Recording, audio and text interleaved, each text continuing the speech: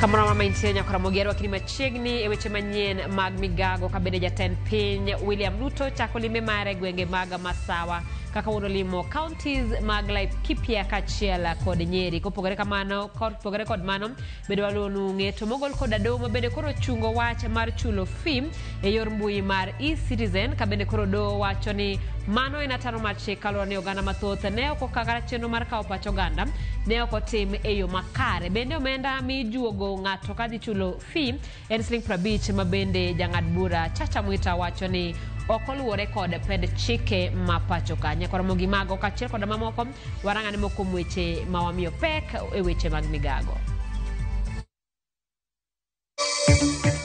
Doho mamalo ng'ado ni en ataro mar chik wach mar chulo omenda mag somo kokalo e mbui mar e-Citizen. Jatend piny William Ruto chako ayanga limbe mare gwenge mag Masawa kaka wuono limo Laikipia kachiel kod Nyeri. Nikakuja nikapata nyumba imechomeka. Sasa vile niliulizia wakaniambia ati amechoma nyumba kwa sababu ya bagi yake. Wuoyi moro wang'odgi e kaunti ma Vihiga tok ywaruok e kinde gi min-gi ewi bag.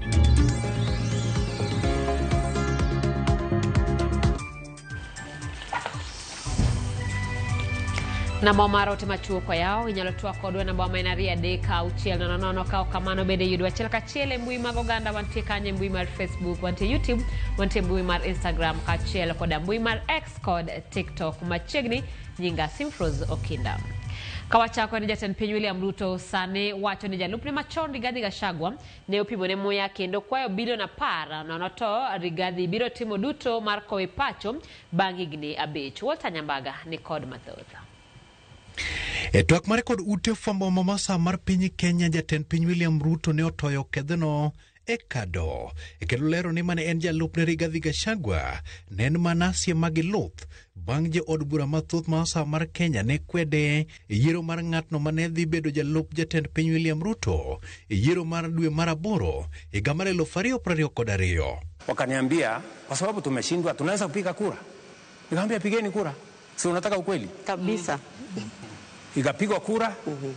Huyo Profesa Kindiki akapata kura 27. Ule rafiki yangu Rigathi akapata kura 5. Sasa wakati hawa viongozi wameniletea majibu nikawaambia wacha nifikirie kama vile tutakavyoenda. Mwisho nikawapasuade, nikawaambia sikizeni.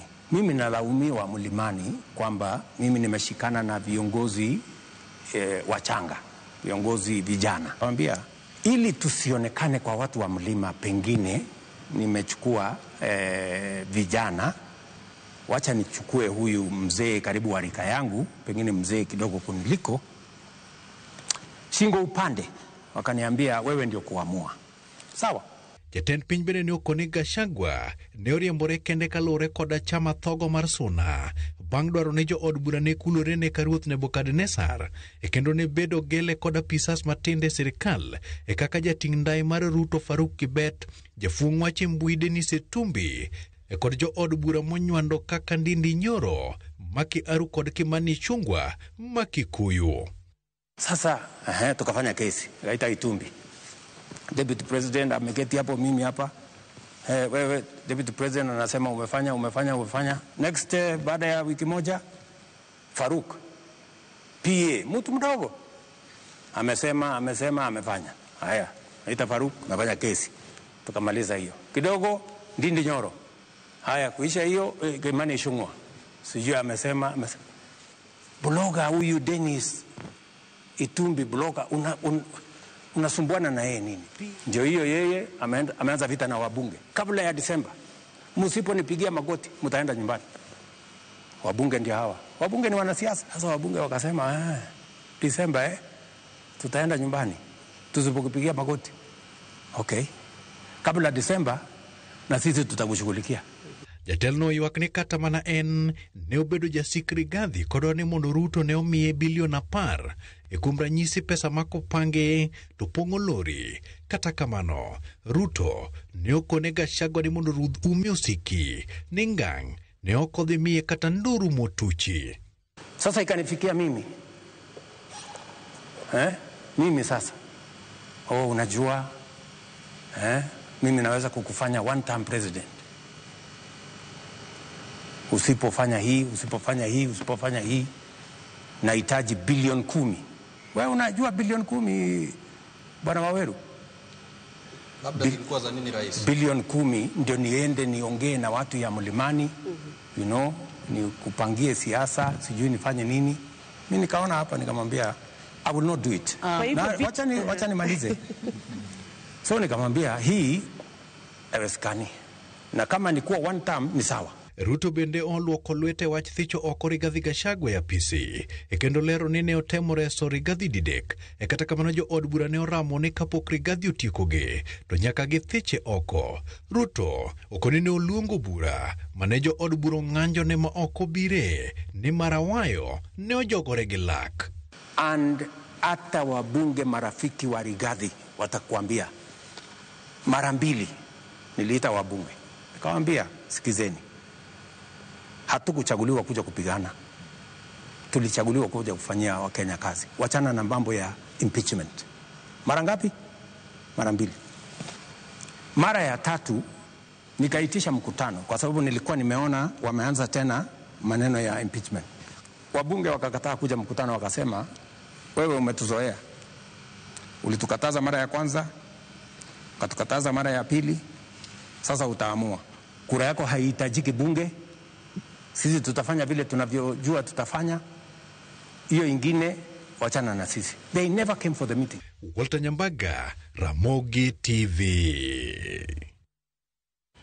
Sirikal oyudore kama tek kendo tok do ng'ado ni wach mar chuno jonyuol kod chulo school fees e yor mbui mar eCitizen en ataro mar chik. Jang'ad bura Chacha Mwita kane golo ng'eto makamano otamo sirikal kuom dhi nyime kod wach makamano kolero ni pach oganda ne ok okawo e yo makare motelo ni keto chikno e tim.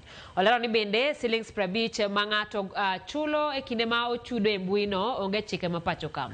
Do bende onyiso to e wi ratiro kod adiera mantiere e mbui mar eCitizen kolero ni onge lere wi jal machoko omendago tok chudo makamano kendo kake chwalogi e skunde. Do tamore chiwo thuolo mar ndalo 90 mondo jokanyo ora apil.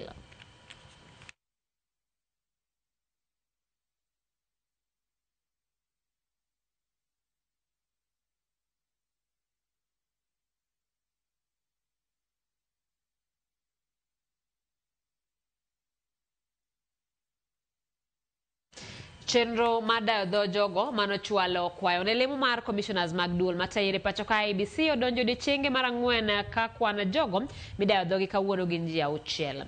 Gin kaka Arnold Mutwiri Njabani manokwongo dayo dhoge okinyi ma kawuono, mane jalup jata chenro mar duol mar IEBC kinde mokalo Betty Sungura, Bevin Angela, Celestine Jeruto, Charles Dirangu kod director mar weche chike mar IEBC Crispin Owiye. Nyakoromogi en report mabende wakelo e sama oikore ka kamano gi thuolo ni adwani mondo mi wadhi achiel kachiel mondo mi wawinj jatend duond bura mar Wiper Kalonzo Musyoka kama tuwake gi jofwambo.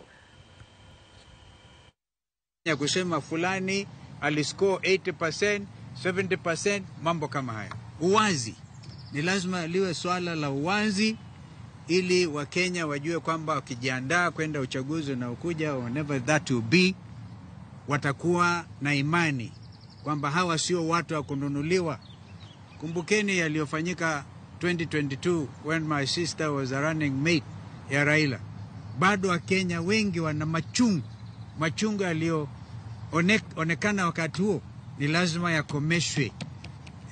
Kipindi hiki, safari hii, we are not leaving anything to chance. We can take 2 more. We are happy. Tuwashukuruni kama ni hayo tu. I think it's okay. Swali ambalo tunataka kujua, mbona mnasubiri hadi kuisha na wewe mwenyewe kwamba IEBC inafaa iwe haraka. Haraka ina muhimu sana.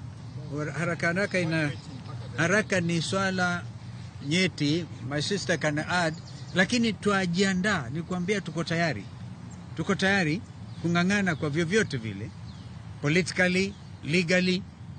Hatuwezi kuachilia hii bwana. Yeah, you can add. Oh, please.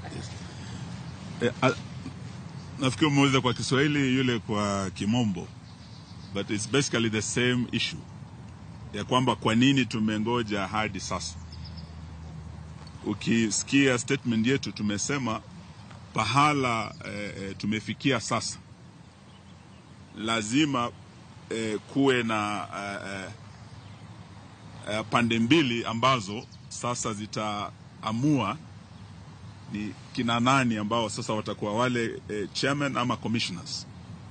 Ile report ya NADCO ilikuwa clear ya kwamba mazungumzo hayo mpaka yawe kati ya upinzani na serikali. Kwa sasa Mheshimiwa Raila na chama chake cha ODM wameingia kwenye serikali, na yeye na Bwana Ruto wako kwa serikali ya broad based. Sisi ambao tumesalia kwa upinzani tumesimama na wananchi na Gen Z na tumesema hatutaingia serikali ya Zakayo, hatuko kwenye broad based. Kwa hivyo haiwezekani pahala tumefikia Bwana Raila na Bwana Ruto wakutane kwenye ikulu wakiwa watu wa broad based wasemezane peke yao. Hiyo itakuwa kinyume na yale maafikiano yalikuwa kule Bomas ya NADCO. Na hayo hayakuwa tu mazungumzo, yaliweka kwenye sheria, yalipelekwa bungeni. Kwa hivyo tuambia Bwana Ruto na Bwana Raila kama wao walio serikalini sasa broad based watawacha upinzani nje, hatutakubaliana na uteuzi wa mwenyekiti ajaye. Na tuna haki kwenda mahakamani sababu tuliweka ile report kwenye sheria. Na ndio sababu kwa statement yetu tumesema masuala haya sasa tutashughulikia kisiasa na vile vile kisheria. Mawakili wetu wako tayari, wakili wetu Ndegwa Njiro wako hapa na wengine kuelekea mahakamani. Mheshimiwa Kalonzo kama aliyekuwa mwenyekiti wa NADCO ashamwandikia Mheshimiwa Raila barua kumkumbusha. Haya ndio maelewano tulikuwa nayo Bomas. Wewe umeingia serikalini na usituambie ati hauko ndani ya serikali. Watu walikuwa wanasema Mheshimiwa Kalonzo ndio watermelon, yani nje yako green, ndani yako red. Bwana Raila hawezi sema yeye ako kwa upinzani na anasema ako kwa serikali. Sasa Raila ndio amekuwa watermelon kabisa. Na tumwambie haiwezekani uwe serikalini na uwe kwenye upinzani. It's as simple as that. And if there will be a violation of the principle of consultation and concurrence, which was established in a legal process called NADCO, then we'll be ready to handle the matter both politically and legally. Thank you. I just wanted to add, there is a question. He said, Bona tunangoja. Yakaramogi mano en achiel kuom wechego mabende waluonu machiegni kendo e kinde ma wan kode wabiro chiwo lipodno e weche manyien mabiro tokma ka kamano wadok e lipot mane wasingo mar mi kanyo mar IBC ka chenro mar dayo dho jogo mano chwalo kwayo ne lemo ma commissioners mag duol matayire pacho ka IBC odonjo odiechienge mar 4 ka kwan jogo midayo dhogi kawuono gin ji 6 gin kaka Arnold Mutwiri Njabani mano kuong da dhogi okinyi ma kawuono mane en jalup jata chenro mar duol mar IBC kinde mokalo Betty Sungura, Bevin Angela, Celestine Jeruto, Charles Ndirangu, co-director mar weche chike mar IBC, Crispin Owiye.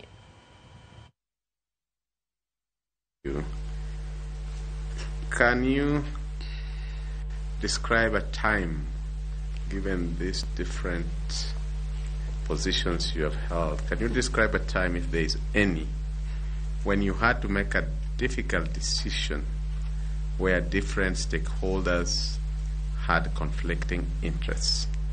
How did you ensure fairness and objectivity? A situation where where you had to make a difficult decision where different stakeholders had conflicting interests. How did you ensure fairness and objectivity, if you have ever met such a situation? So I can remember a situation where I was the director of programming for Kenya's participation in World Expo Dubai. So as the director of programming, I was in charge of the technical committee that was preparing for Kenya's participation, and it was interministerial. It also included the private sector and the public sector. So in that program, there were different institutions were planning to go to the expo at different times. And then we had to review the program midway due to COVID and budgetary issues. So in that situation, there are people who are not happy that they are not able to go early. And we had to be firm. I had to discuss with my bosses, and we informed them that we'll have to implement some of those programs during a week that is called Kenya Week, where all institutions are going to be involved. And I had to be firm, and at the end they understood. Thank you, Chair. Thank you very much. I want to ask you to ask further some 2 questions, please. Said it is Cheruto. Cheruto, yes. Kopogore koda wach mar manyo jokanyo mag commissioners mag IEBC wadhi nyime kama chakre higani japuonjre moro amora biro donjo e kar tiegruok mar tije lwedo e pacho ka biro bedo kod thuolo mar somo kuom dweche 3 kende kendo yudo bok ma yiene dhi chako tich oko. Ma en tok sirikal chako chenro mar duoko chien thuolo madwarore mar somo tije lwedo kapok osidh japuonjre. Wechegi owachi kod jagoro mongirore migawo mar somo Esther Moria matayo chenro mag loso lai manyien mibiro tigodo e tayo chenro mag somo e TVET kendo duoko piny thuolo ma jopuonjre kawo e somo tije lwedo. Moria wacho ni mae okel kod dwaro mar chich tije pinje maoko mondo kony rowere yudo tich piyo piyo tok yudo lony. We want, by the end of this year, we want to have not less than 2 million youths in our institution. But that the people who will be graduating every 3 months, of course, depends on those who we will have brought into our institution. To occasion our young people a situation where they can be able to train for a short time and be able to be certified in not more than 3 months, and they are able to go out there and work. Why are we doing this?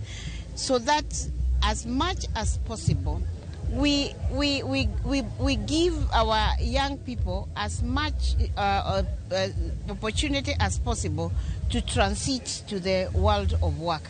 Because when they are in our institution and learning until they qualify, say, for a diploma, then we are keeping them too long. Kwayo gol mondo tim tiegruok ne jonyuol kod jopuonjre mag grade 9 e wi yiero kit somo ma gibiro dwaro timo e grade 10.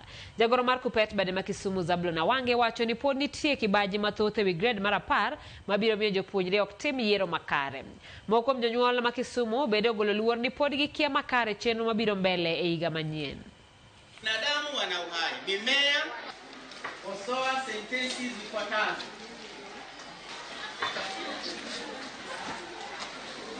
Yale ambayo tulijifunza kuhusu nini? Hapo tutaendelea na sarufi. Method mar assessment mane watiyoga godo chon nega nyithindo mokadho kabisa e mwatere national school kata form 4 nyithindo mane yudo A e mana timo ga medicine. To sani en jok nyithindo mo exceed expectation kata approach expectation. Angwa wacho nyithindo mo exceed expectation ni watero gi kure. Watero gi science to gi exceed expectations e yo manade. Koro nitie confusion. Jonyuol poko winjo kata poko ng'eyo ni assessment mwatimo gi kapsea nowuok class 6 en mana exceeding meeting expectations, exceeding expectations. Onego wabed piny bwa nyisgi ni exceeding expectation kara ene A. Jonyuol ok understand about CBC. Kata sani nyathi okalo kod ok okalo wan wakia. An mokwongo kata tindo ka shughuli ka penjo nyathi ni kalo koso kikalo nikech gima sani sirikal oketo go ni atini ing'iyo grades go an ok understand. By the way, si understand ni nyathi sani nyalo choose gimodwaro fine kata chon ne nyathi chon kata mane wadhi school ngato ne nyalo choose gimodwaro atgi part ma winje go ndalo ne okraj. Koro ka sirikal nitie kuonde ma pod ginyalo medo yaronwa kaka jonyuol mondo wawinje. Koro kapok wachopo gi nyathi kiwango no endo to wawinje malong'o. To ne de nitie gik moko mag CBC mok giwinji. Koro jomoko kaka de kata jonyuol onego bed ni gi explain more about CBC mondo jonyuol owinji to de man dala kocha cha bobondo winji gima CBC no omino. Ywaruok e wi bag ne okelo masira momiyo anyuola onindo oko e koyo to kuod dala wang'o od min gi. Kaka Antonia Chao lero, rawerano pod imanyo tok timo tim makoch makamano e gweng' moro mayudore South Maragoli e kaunti ma Vihiga. Mae gimodong' e ot ma familia ne osadak e kinde tok wuod odno. Bukoreti ayo machi od min gi otieno kendo weyogi ka gininde koyo. Kalure kod Ros Makungu, ma en min wuoyino mabathe, ujana nono yao kode lwenye wi bagne. Mwenyewe ndiye alichukua bagi akapea huyo msichana, na nilimkataza nikamwambia wacha kupeana bagi, wacha huyo msichana bebe mboga kwa kikapu yenye nimempea. Sasa akaniambia wacha tu mimi nimpe, na mwenyewe akatoka na bagi kwa nyumba yake huko akawekea huyo msichana kwa mkono. Hadi huyo msichana akapanga vitu zake mikado, alafu akaweka na mboga sukuma. Sasa huyo msichana akaenda. Mimi nilikuwa napigia huyo msichana simu namwambia, "Sulete bagi ya wenyewe kuliko mimi waniletee kisirani." Huyo msichana ananiambia tu nitaleta bagi. Hadi nikamwambia ama mko na maneno mengine na yeye. Akaniambia hapana. Omedo ni bangu odiochienge moko. Ojana nono lokore kode ka bando bagne. Gimomiyo nowuok odhi omo bagno.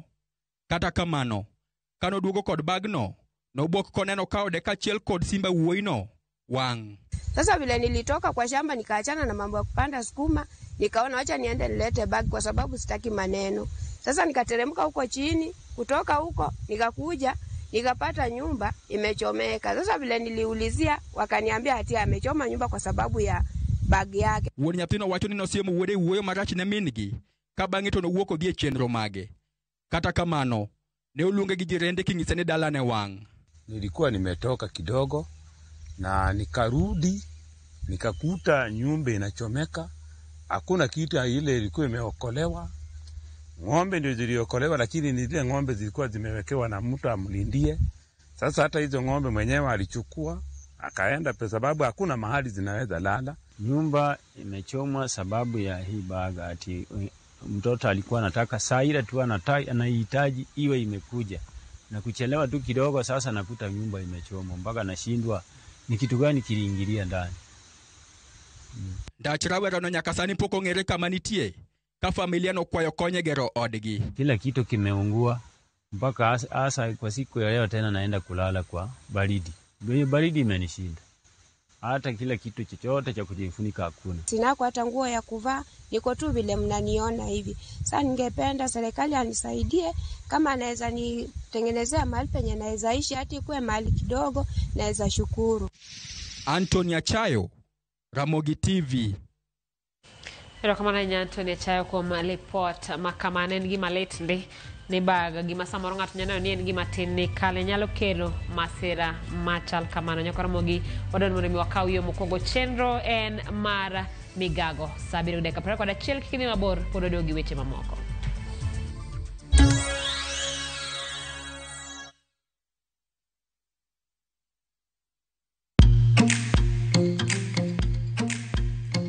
Bing'en tangi mar pi ka oket oko e chieng' aming'a to dwaro gigo mageng'o teko chieng' mondo thir dongo mag otuodo manyalo donjo e tangi kod kethruok magi.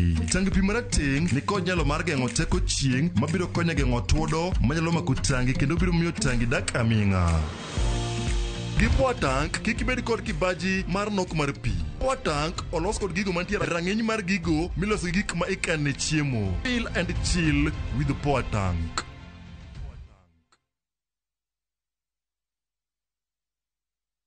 Join us for an unforgettable journey to the world's largest trade fair, the Canton Fair in Guangzhou, China, from 15th to 27th April. Explore thousands of products, meet global suppliers, and experience China's rich culture. Enjoy guided tours, shopping, and local experiences, all while discovering new business opportunities. Enjoy this and more in 9 nights and 10 days, starting from $2,450 per person sharing. Visit viewtravel.com or call and WhatsApp 0703 254 254. View Travel. Dream, explore, discover.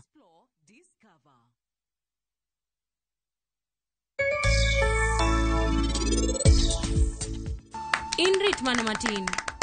Wabo yudo waya Harnur, kamora achiel gi nyaminwa iboneno. Uneno maber ahinya kumor kamae. Ana winjo kagima anyuola na ten kamora achiel koda kae.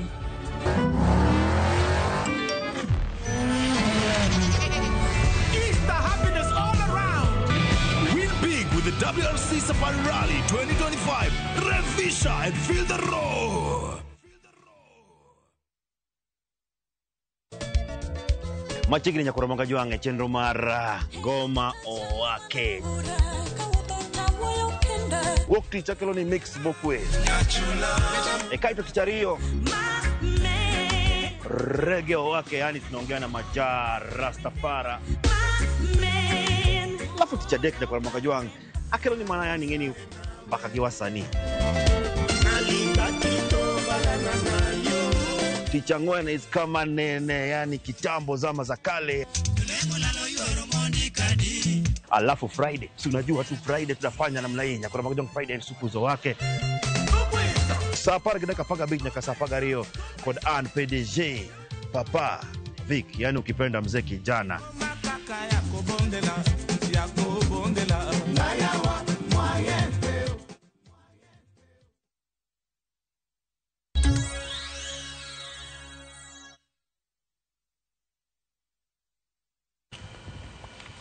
Machiegni kendo duol mochung'ne kedo gi mwandu ma olos gi ndawa kendo bero ngima oganda nyiso luoro ni nitiere medruok e tiyo gi yedhe mamero ji ahinya to e kind rawere kod jopuonjre alwora mag skunde man Imbo mar Kenya.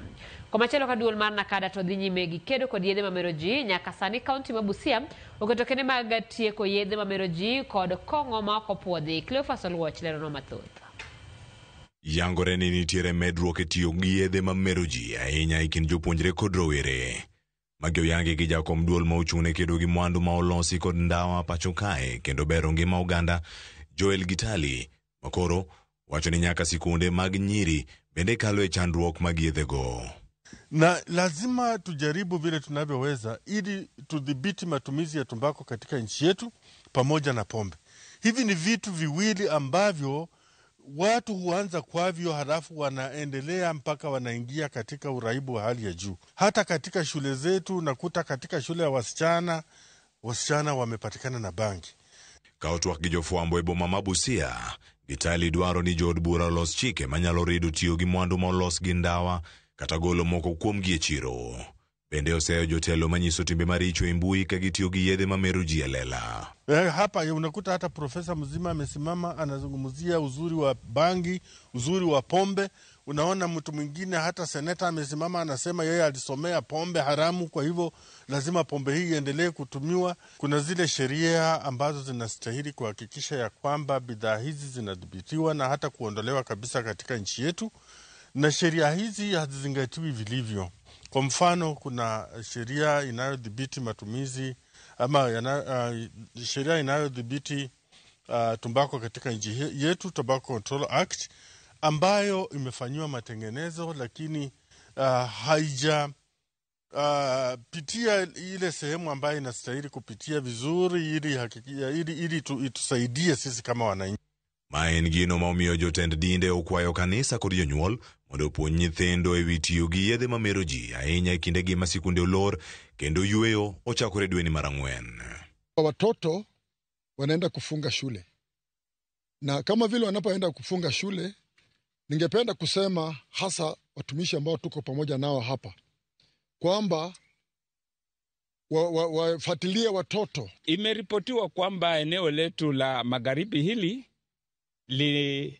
limeingiliwa na hali ya watoto kuingilia mambo ya mihadarati, mambo ambayo hatukuwa tunayajua. Hasa wachungaji wa makanisa watilie mkazo kufundisha watoto nidhamu. Achiel kuom apisas mag thieth e kaunti ma Busia, Grace Midambo, ochiwo ler ewi midhiero ma ikelo gi tiyo kod yedhe mamero ji alanda.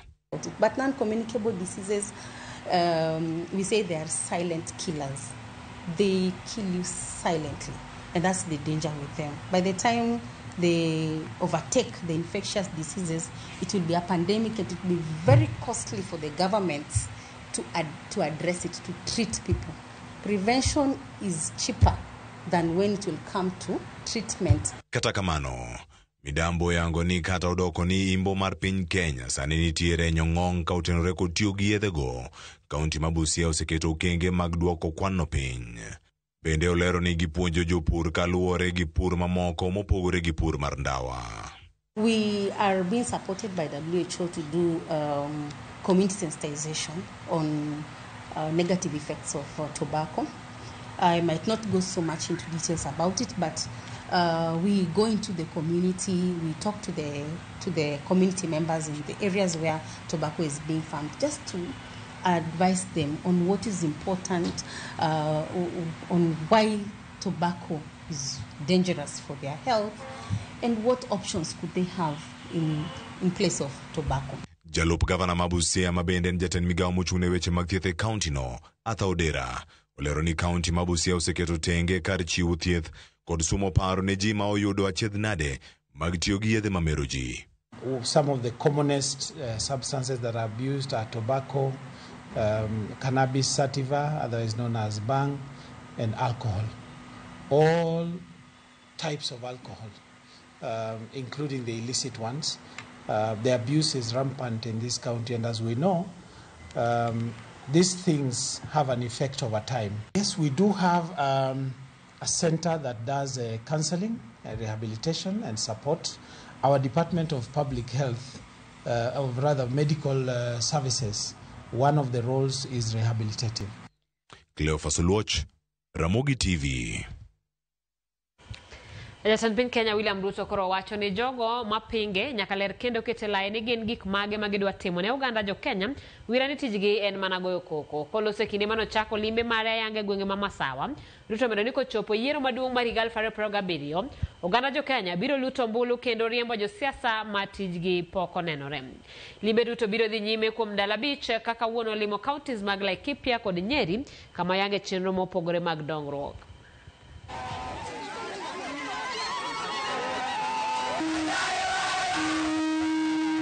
The president can account for what he has been doing for the last 2 years, and the evidence is there for everyone to see. Na isitoshe, kwa sababu sasa mambo yale makubwa yamekuwa dhabiti, hata kama hatujafika ile kiwango tunataka. Because we want our shilling to be stronger, we want inflation to come down even more, we want even the price of fuel to even come down more. Lakini kwa sasa, we are not in a bad shape. Nimeketi chini na viongozi wenu wote.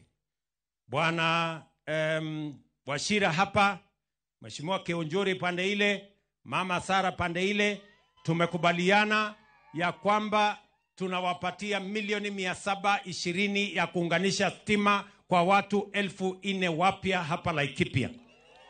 Na nimeambia pia huyu waziri wangu, Bwana Opiyo Wandayi yuko hapa, waziri wa mambo ya stima. Nimemwambia pia waongeze shilingi milioni 400 katika program hiyo ingine. Tuongeze watu kutoka 4,000 mpaka watu 9,000 ambao watapatiwa stima. Riwruok moro mong'ere ni Andiwo Obondo Foundation ochako chenro mar bero alwora kokalo kuom pidho yiende ka gitiyo kanyakla gi skunde, kuonde tiegruok kod kanisni manie sub counties ma Bondo kod Usigu kaka yo mar siro chenro mar piny owacho mar yaro bunge ma pacho ka. Jakom mar riwruogno Thomas Andiwo Obondo wacho ni gitiyo bende gi riwruok moro ma siro jopur mong'ere kaka One Acre Fund mabiro konyo chiwo koth yien ne oganda kama gigeto chiwo kothe maromo 100 ne skul ka skul ka kwan skunde duto magigeno chiwo negi kothe go romo 50 telo mokwongo. Chenro makama igero ni biro bero alwora mar skunde kendo geng'o yembe mapek mathoro kelo midhiero e alworano. Wang'eyo ni Bondo sub county kende wan gi around 95 public schools. Kora wa target these public schools, but primary schools mokwongo, to secondary bende warwake, colleges bende wabro dhi miyo. Kano wani objective maduong' ni mondo wakony sirikal kata mana the world movement mar pidho yien.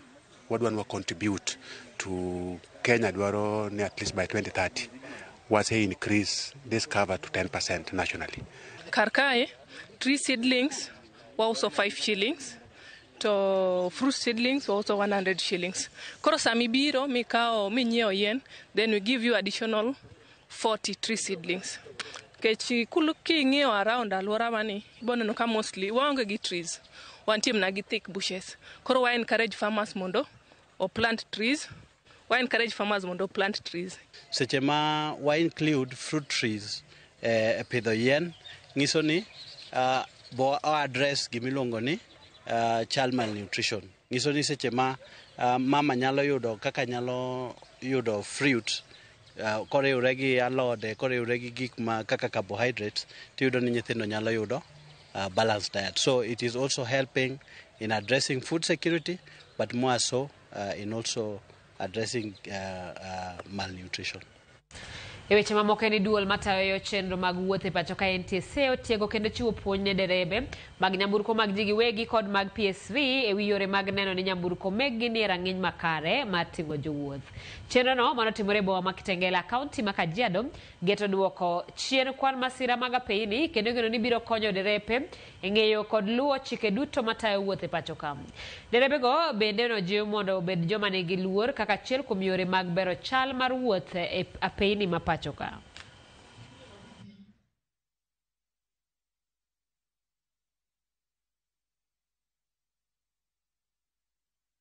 Ni vizuri tukiwasomesha wazingatie mambo ya usalama barabarani, masharti ya barabara, wadhibiti mambo ya speed, mambo ya compliance ya road safety measures, waweze kuzingatia maneno ya usalama barabarani in terms of to comply na all the road safety standards that they've been given to. Kweli mafunzo yale wamepatiwa leo vijana wetu wa drivers na conductors ni ya maana sana, kwa sababu walikuwa naogopa sheria, lakini saa hizi wamejua ni vizuri kufuata sheria kuliko kuogopa.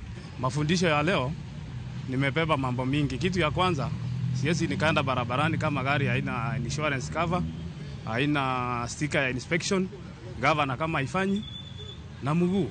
Wengine wametukumbusha tulikuwa tunaogopa kwa barabara, majari zimefanyika, at least leo tumeona hakuna haja ya kuepa, hakuna haja ya kushinda tukibizana na watu kwa barabara, lakini kuanzia leo hiyo nidhamu, yale mambo yote tumefunzwa leo, at least jaribu kabisa kuyafuatilia. Riwruok mar jopuonje mano mar Kuppet okoyo piny owacho mondo okaw ting' mar chwalo omenda mar somo ne skunde wang' sa kaachiel gi timo limbe skunde kaka owinjore mondo ginen skunde mag man kod chenro ma ok opuodhi mamiyo jonyuol imedonegi omenda mag chulo. Mabiro jumbe ariyo bang' jatend migawo mar somo golo chik mondo mi jopuonj madongo ogol obok duto mag somo ne jopuonjre ma pok ne omiyo obok nikech pok ne gitieko chulo omenda mag somo. Kaka Judith Omondi lero e twak marwa kod jagoro mar Kuppet County ma Kisumu, osiro migawo mar somo kara bed ni moko kuom jopiny to ok oyie kod wachno. Ndalo rumo kendo winjo bed ni director mag somo e counties duto cholo listi mag jopuonj madongo ma odagi chiwo oboke mag somo ne jopuonjre wira ni pok gitieko chulo omenda mag somo. Ma kaluwore gi chik mane ogol kod migawo mar somo, chik mamoko kuom jopiny to ok orwako. Obonego skunde mang'eny kata obonego chuny jopuonj, nikech kowach ni ichiwo achiwa certificate kamano ka nyathi ok otieko chulo fee, mano ok wadhi kony skul, wadhi nego skul. Koro kata parents manyalo chulo ok nyal chulo pesa, giboling' ni nyathi bod bet timo penj to imiyo certificate nde. Jopuonj achiel gi ema kata chulo bende sirikal ok nyal chulo gi maber. Ang'o miyo gidwa tamo jonyuol mar mondo kik chul that amount mondo gol result mag nyithindo. Chakre chon result no nyaka ne gol ga kise clear the fees eka inyalo mi result. Kamoko to ywak ni jopuonj go winjo mbek tol. Piny tek kaka kata wayudo kata pesa moya nyalo nyiewo go chiemo e ot ema tek, yudo kata pesa mar rent be tek. Japuonj orido ni nyaka itiek fees e kikaw certificate mar nyathi. Yet nitie gima seche moko nyathi no osenwang'o mondo itere nyathi kata bidwaro certificate ni endi mondo mi raise amount midhi chulo ikaw go certificate midhi chak itere godo kendo college makono no endo bedo pek. Magi biro e kinde ma skunde osebedo ka ywak ni gichandore kaluwore gi deko mar piny owacho e chwalo omenda mar somo ni skunde, moko kayango ni osechwal gi nyim doho. Paro ni kamoro ne waparo ne nyalo sir kod riwruok mar jopuonj sekondar mar Kuppet. Maling'ling kata kamano, oyango ni nitie jopuonj moko ma osebedo ka tiyo kod telo margi e yor arietha e medo omenda mar somo e tok chik. Ma oyangore e twak marwa kod jagoro mar Kuppet e kaunti ma Kisumu, Zablona Wange. Levies make motivation, nitie levies make rim, ma iyudo ka nyathi odok e skul tiwacho ne ni kata nisetieko fees nitie 13,000 moro ma pok ichulo mar motivation. Pesa no be ok dhi jopuonj ose complain ni pesa mikawo michoko bang' nyathi osetimo KCSE ok chop nigi ichamo mana gi DOS gi principal malo kucho. To seche moko nyathini nosomo gi basari, to basari kata scholarship nitie fee structure maging'iyo, ma seche moko kane nitie excess levy mano kobedo captured e fee structure no, mano emok gichul. Kupet bende oseyo migawo mar somo kuom ng'enyie tich. Jo migawo mar somo gi sirikal onego tijgi. Tijgi en ng'iyo kata inspect skunde ni projects manie skunde gi gin right, to gibedo approved gi county education board. Kech kata county education board sani ng'eny gi poko romo kuom dweche kuom terms ariyo. Skunde tima gigegi kaka gihero. Gibiro abira gi projects. Kaunde mosewile principal, tiyudo ka principal manyien muko gate machon dwaro keto gate manyien, to keto fees, gimedo fees ni nyithindo ni jonyuol. Ka bende giywak ni omenda mar somo ok osebed ka ichwalo e wang' saa. Sirikal osebedo ka leo gigolo pesa. Wan tijo kaka union wajiwo ga sirikal kata migawo mar somo mondo ter pesa miluongo ni capitation fee no in time. Pod wadhi siro mano, to wadhi wacho ni jatend migawo ohakikisha ni pesa duto ma dware mek first term oserumo. Sani tuke dhi mbele, penj be dhi mbele, nyithindo dhi loro next week. Skunde iloro kendo tam manyien chakore e thuolo mar jumbe 4. Bende piny owacho biro chwalo omenda ne skunde wang' saa, koso dhi bedo ywak kaka pile. Judith Omondi, Ramogi TV. Rowere maromo 710 kaunti ma Homa Bay mane ondikore ne chenro mar somo dho Jerman e mbalariany ma Tom Mboya. E chenro mar sirikal mar tero rowere odhi otie pinje maoko, sani ikore ne penjgi mogik mar dho Jerman dwe mar 5 ma otelo ne chenro mar tero gi e pinyno higani ne yudo thuolo mag tije. Kaka jafwambo marwa e kaunti ma Homa Bay Ali Abich lero, mana rowere mabiro kalo penjgo ema dhi yudo thuolo mar dhi tiyo e pinyno. Wich bar maduong' mosebedo ka chando rowere pachoka en ok mag tije kata bang' tieko sombgi kendo wuok kod lony e sektas mopogore, gino mosemiyo rowere moko donjo timbe manyalo hinyo ngimagi. Kaka yor duoko chien ok mag tije kind rowere, sirikal mar piny Kenya osebedo kod chenro mar tero rowere mane kod lony mondo odhi otie pinje maoko, kachiel kuom pinjego eko en piny mar Jerman. Ka sirikal ne odiro moko kuom mbalariany e pachoka mar rowere mane kod dwaro madhi tiyo e piny Jerman nyalo dhi somo dho Jerman kapok gidhi oko, kendo mbalariany ma Tom Mboya e kaunti ma Homa Bay achiel kuom kuondego eko ma chenro ma kamano dhi e nyime. Koro kaluwore gi kaka aseneno, program dhi konyo youths nikech king'iyo rate mar unemployment en very high. Koro youths dhi yudo konyruok maduong' through this program nikech thothgi gin mane gweng' kocha gitimo gik moko luwore gi chik gi weche mang'eny, to koro ang'eni through this program gidhi we weche mang'eny e gweng'. Wan wasebedo kwa somo English, Kiswahili, to ma is a new thing. Okongo no tek matin, but kaluwore gi kaka watimo practice, kaka japuonj be konyore kodwa, and then wan gi so many materials, internet, YouTube, alafu experiences from be jomose timo gini kiwinjo kaka ne gitimo magikalo, wayudo ka koro obedo mayot. Rowere maromo 1,100 manondikore e chenrono, moko ne oweyogi e kore ka 710 ma odong', to sani kore mar timo penj mogik mar dho Jerman giko dwe mar 5 higani, ka rowere mabiro kalo penjgo to sirikal biro tero mondo odhi otie piny mar Jerman. Sani wan gi nyithindo 710 ma PS Raymond Omolo ochulo nigi sponsor gi mondo gipuonjre German language ni mondo gidhi piny miluongo ni German, gidhi tiyo kuno. Penj ni onego bed ni gitumo giko dwe mar 5 kod chakruok mar dwe mar 6. Kanye ma gidhi tumo penj no. Bas be kawo gimo wiga 2 wiga 3. Bang' wiga 2 wiga 3 go duoko dhi duogo. Mokalo nyithindo mokalo te to dhi loka immediately. Jogo ma osebedo ka ochung'ne chenrono wacho ni sirikal oiko tije mathoth ne rowere pinje maoko, ka rowere mani kod dwaro jiwo mondo odonj e chenrono mondo kik wegi oko. Tiegruok ni ka gisetieko puonjre ka tije ng'eny, gima dware ni ng'ato kala penj mokwongo ni mar B1 ni to tije ng'eny. Mage mag okel ni be wach nigi, koro wabiro jiwogi ni gimed somo, to jomoko mabedwa medre be gibe nyalo biro tombo e university ka. Apisa mawuok e piny mar Jerman mochune ng'iyo penjgo wacho ni pinyno ni kod teko mar ndiko rowere mathoth e piny mangima mani kod lony mopogore kaluwore kod ochumi margi motegno. We need you. The German economy, the Austrian economy. the Swiss economy. We need you. We need you so badly. We need every year 450,000 skilled young workers from all over the world. And if for the 450,000, if there are 50,000 Kenyans or 100,000 Kenyans or 450,000 Kenyans, our economy don't care, but we need them, okay? They can have a bright future in the German-speaking countries in Europe. Alia Beach, Ramogi TV, Homa Bay. E kaunti ma Migori ne jatend migawo mar thieth manyien ade okopore kod mano nyaka magwadhi mbele kama jatend migawo mar thieth manyien Aden Bare Duale okawo ofisa yanga odiochieng' ma kawuono kod singo mar kelo lokruok e sekta no mar thieth. Duale twak mare kod jofwambo e log tich mar migawo mar thieth oyango ni gope mag SHA ibiro bed ka ichulo ute thieth tarik 14 dwe ka dwe ka migawo no bende dhi medo omenda ma ichwalo ne thieth mar jotuo mohewore kod mago man kod kansa. Bende jatelo ne ochiwo singo mar kedo kod achudhe mane oduono kuma mar thieth mar NHIF.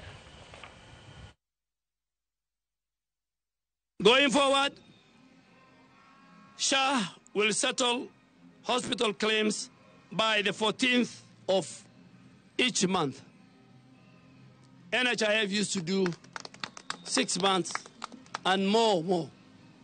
So by the 14th of every month, SHA will settle all the hospital claims by the 14th of each month. As earlier pronounced by His Excellency the President, effectively to today, 1st April, the ICU and the HDU bed rebate has been enhanced to Kenya shillings 28,000 per day, while oncology package for cancer patients has been enhanced to Kenya shillings 550,000 per person. Manokano jatend migawo manyien mar thieth Aden Bare Duale wageno ni giteko modonjo gono ema bende biro tiyo nego jopiny mondo lokruok obedie migawo no mosebedo kod ng'ikruok mathoth kuom thuolo mar higni buora sani. Wadhi nyime kama jaod bura ma Uriri ma Kanyamita ojo jatend piny William Ruto mondo kik yie jotelo mawuok e masawa din wang'e. Ma tok Ruto lere kinde twak mare kod jofwambo ni jalup jatend piny machon Rigathi Gachagua notemo mino bade mar mondo miye silings bilion 10 ka kamano to ne odhi tiyo mana e tama achiel kende. Kolo sikini mano chiwo basari ze gwenge ma South Kanyamkago, Nyamita wacho ni Ruto nyalo yudo sir kowuok e gwenge ma Kaluo. Omedo bende jatend piny William Ruto nyalo tiyo kod omenda no mane Gachagua kwaye chwalo dongruok kendo bero ngima oganda jo Kenya. Wakati tulikutana na Rigathi huko Kisumu, alikuwa amefura kama mandazi ya Bama. Amekasirika kwa sababu umekuja kuleta maendeleo sehemu ya Nyanza. Kwa hivyo watu wa mlima kama wataki mambo ya maendeleo, hapana sumbuka rais. Inchi ni kubwa, watu wako na ama mnataka hiyo maendeleo ikae huko ama ikuje hapa. Iende huko ama ikuje hapa. Kwa hivyo sisi tunasema rais apewe nafasi yake ya kufanya kazi, mtu asikuitishe, lakini kama hiyo 10 billion iko rais, ilete huku chini sisi tutengeneza nayo barabara.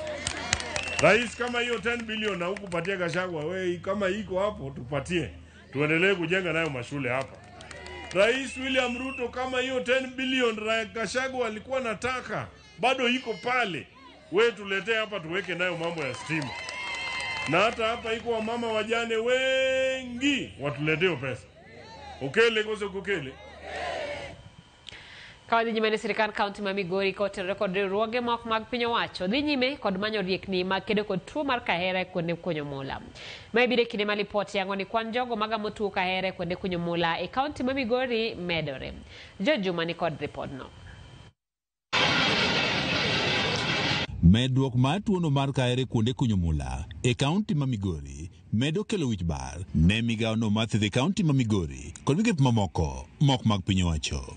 Lipot mogol kod migawo mar thieth e kaunti ma Migori yango ni kuom cases malo 2,000 mag tuo mar kahera e kaunti ma Migori mane oyudi e higa mokalo, cases maromo 191 ne owuok e kuondego mag kunyo mula. I'm worried because in 2024 the cases that we have for TB, 191 cases are found in the mines. Tend to not to use any protective PPE on them. So by so doing, they get this condition. The working conditions in these areas are not very conducive. Apisa mochune kedo kod tuochego ma Kahera kaachiel kod nyinyo e sub county marong Washington Ocharo wacho ni gisetemo tero puonj kaachiel kod pim e kuonde kunyo mula. Kata kamano giyudo pek ma opogore ma oting'ore maten kuondego ma kunyo mula tiyo kodgi machiegni. Watimo gimiluongo ni screening kata wamenyo jok man kuondgo mondo wane jok man gi TB mondo ketgi e thieth maber. Nitie challenges moko mwaromogo ka wan kuondgo. Namba achiel ni jotend bugni gi seche moko cooperate kodwa ahinya mondo mi wanyal tero weche mag puonjruok kata thieth kuondgo. We want the miners themselves to spearhead TB services at the mines. And for them to spearhead, we really need to capacity build them. Moko kuom jogo moseyudi kod tuo mar Kahera e kuonde kunyo mula bende osebiro kok ti makare kod yedhe kendo gimedo keyo tuoni. Gino bende migawo mathieth e kaunti ma Migori wacho ni bende osekelo pek e kedo kod tuoni. Wasefwenyo ni nigi tuo mar Kahera kata TB. Seche moko gilal nikech giwuotho e bugni mopogore. Koro seche moko ng'ato nofweny ni en Rongo, owuok odhi Nyatike, koro gilalnwa. Koro ka gilalnwa to yath bende ogitigo maber. Seche moko gitiyo gi yath to ginyalo bedo gi TB makoro wiye tek mokwinj yath mwatiyogo mwaluongo ni drug resistant TB. Chi partners wa osebedo ka konyowa mondo watres jogi kendo wayudgi waketgi e thieth. Koro through wuoyowa wanong' ka lokruok nitie matin, but podi wadwaro more training. Wadwaro frequent training mondo mi at least wabedie level moro makoro ajali nyalo bedo matin. Apisa maduong' e migano mathieth e kaunti ma Migori Mabo Chanzo wach ni luoro koda kweda osimamo kuom jogo moyudi kod tuoni mar Kahera e kuondego ma kunyo mula ok lu thieth e yono mowinjore. Stigma. So many people tend not to say that they have TB and because of stigma.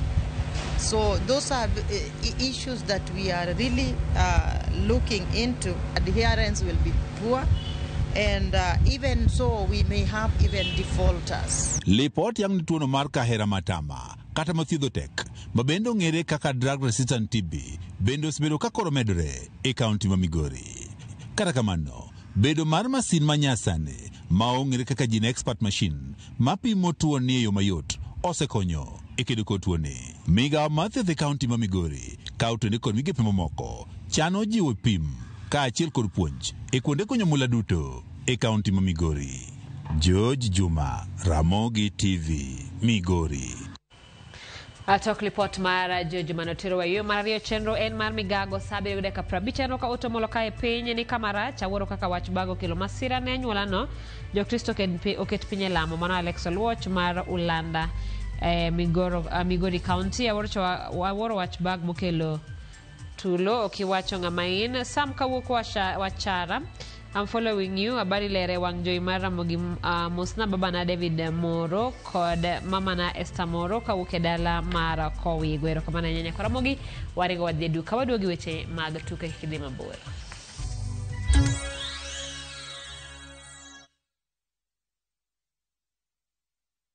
Kuwa rubani. Fly the skies ukinonesha wallet. Play the aviator on patapata.com and win big in seconds. Not for persons under the age of 18. Authorized and regulated by BCLB license number 447.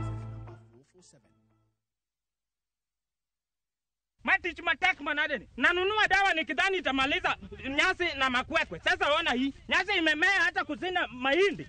Ni shida gani hii? The big question tonight. Kwa jirani mbona inameremeta? Acha nikomuuliza. Anatumia nini jamii? Wajiro, ile dawa tulinunua iligonga dipo. Bwana Mbodi.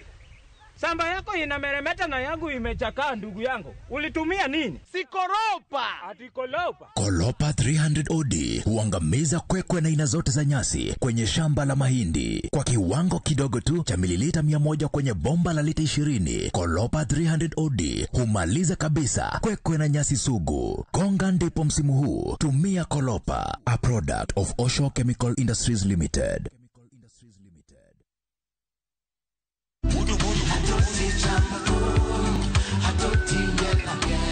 Woktich ka woktich wakelo ni don ya wotonagi. Kabinet chario kati chario nyakurunga juang en odiochieng' mar yuto mari. Chieng' tich adek nyakoro Mgajuang en odiochieng' mar mine nyalo kachiel koda weche hera. Awendo kachopo tich ang'wen nyakoro Mgajuang wakelo ni kama nene, yani TBT kod thume mamit mokalo. Furahide edition en thum kaliech. Loso kapuoyo nyakoro Mgajuang. Ka wakelo ni jothumbe mopogore opogore. Kanyo ndio bende wakelo ni gimiluongo ni yawa.